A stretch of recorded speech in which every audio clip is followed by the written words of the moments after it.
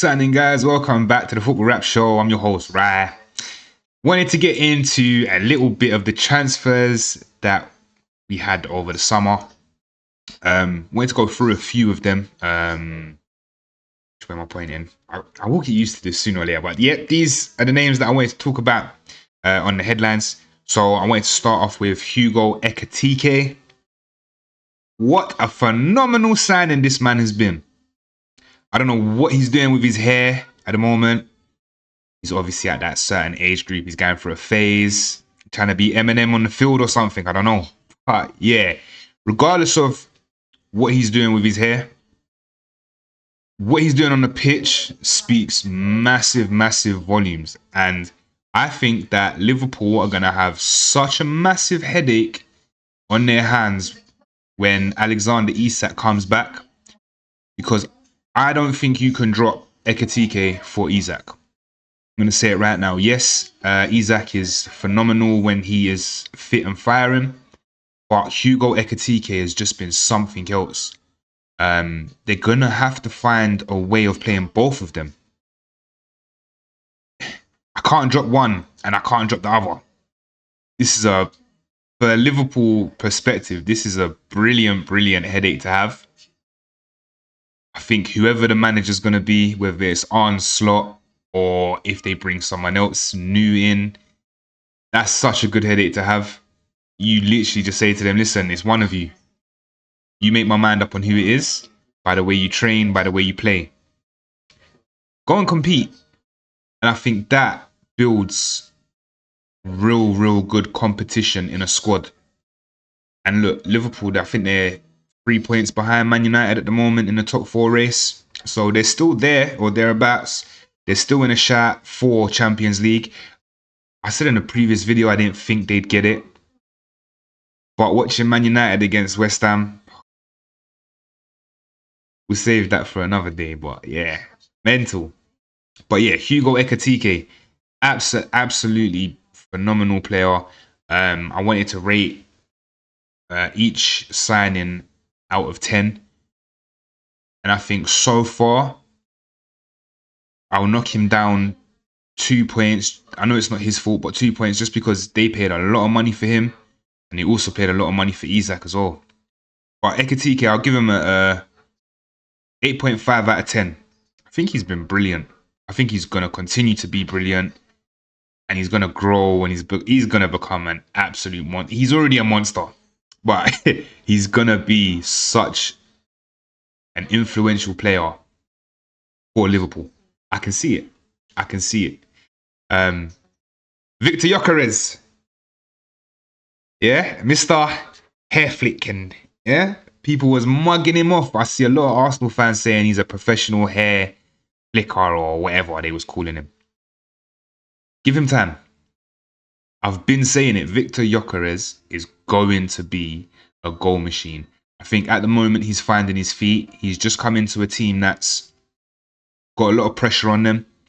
Not in terms of they're doing bad, but Arsenal have got a lot of pressure. Pressure? Expectation is very, very high on them. And he's just walked into this team. He needs time to gel. And he needs the players around him to learn the way that he's going to play, where to put the ball in the box, because they need to learn how he's going to make runs, where he's going to be. Look, Victor Gyökeres, man, he's undeniably a goal scorer. He was scoring more. I think he scored more goals than games played for Sporting Lisbon. That is a ridiculous stat. Regardless of what league you're playing in.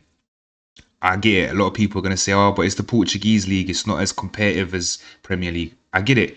But there isn't any other league that is as competitive as the Premier League. But he earned his stripes in Portugal. He's now back in England. And look, I said it the other day. The goal that he scored, man, he contorted his whole body to get that in the back of the net. And he's going to start scoring for fun. He is. I'm telling you right now. I know he's not scoring against the so-called Big Six. But I think he will. He will get there. especially if this Arsenal team keep clicking the way that they're clicking, and they learn each other. Look, it's gonna come in time. The more experience they get with playing with each other, the better it will be for all of them. To be fair, there'll be more assists for their wide players. Yeah, look, I've said in a previous video that maybe I didn't think Gyökeres fitted into this Arsenal system, but he's starting to get his confidence up. He's starting to score goals now. Yeah, look, his rating out of 10 for me was very, very difficult to give. I'm gonna give him a 7.5 out of 10. Now, there might be people that might be upset with that score. They might say it's too low, just because Arsenal are first, and I'm telling you, they're winning the league. I keep saying it. But for me, I got to give him a 7.5, just because he's in his probation period at work. He's still learning the ropes at Arsenal. He's a threat every time he's on the pitch, though. I don't care what anyone says. I don't care. So yeah, 7.5 for Victor Gyökeres. I've got to try so hard now not to be biased, but it's going to be difficult because Bryan Mbeumo has been outrageous for Man United. Just before AFCON, he seemed to have fallen off a little bit, had a little bit of a slump. He's come back from AFCON and said, don't worry about them last few games. I got this. He is absolutely flying at Manchester United. He's been playing as a false nine, I guess you could call it. Cross the front three.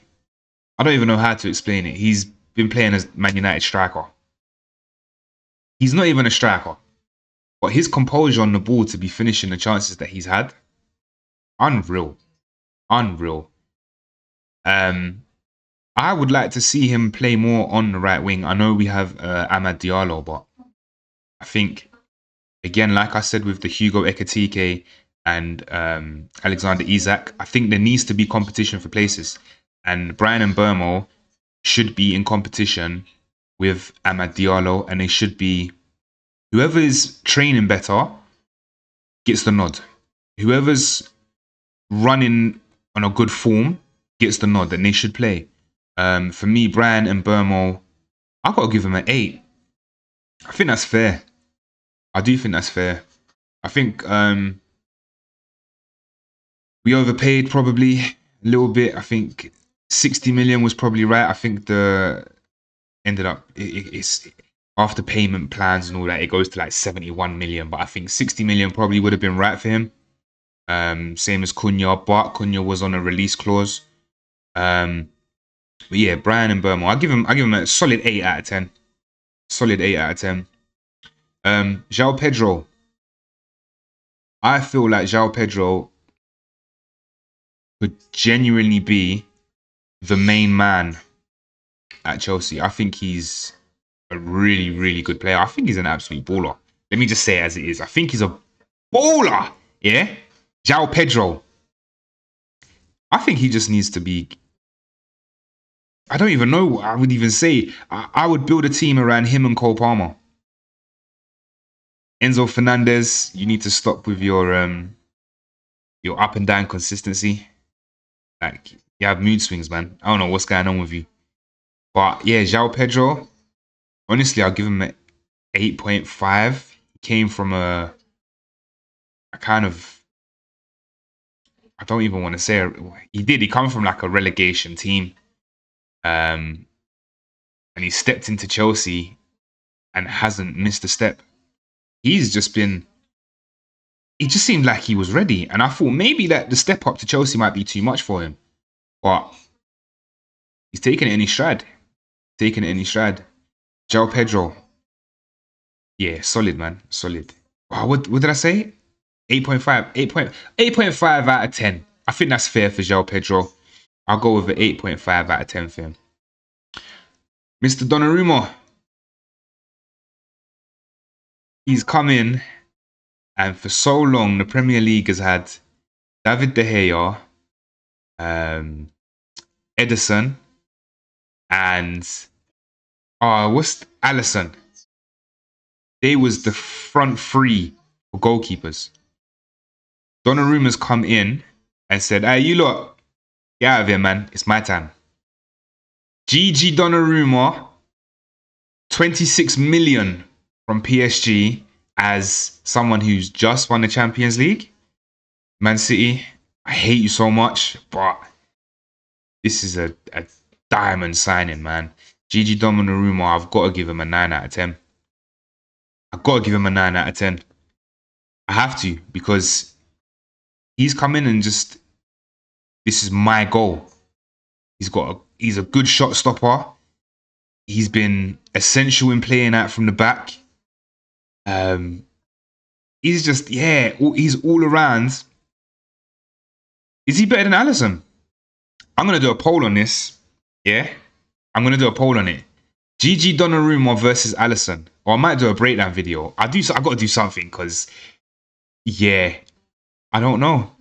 I don't know who I would give it to right now. I think Alisson is super solid. So is Donnarumma. I think Alisson's better with his feet. But that being said, Donnarumma's been essential in playing the way Man City have played this season. Look, Donnarumma, 9 out of 10 from me. Man City, well done. Hate you, but well done. Yeah. There was one more player that I wanted to talk about. Not even that I wanted to talk about. I just wanted to say thank you very much to Chelsea for taking this problem child off our hands. I'm talking about you, Alejandro Garnacho. Thank God you are no longer at my team. Yeah? Because, yeah, you're problem waiting to happen. Chelsea are probably going to sell him on soon anyway. Make a profit on him. But yeah, sorry. Just a little bit of a rant at the end.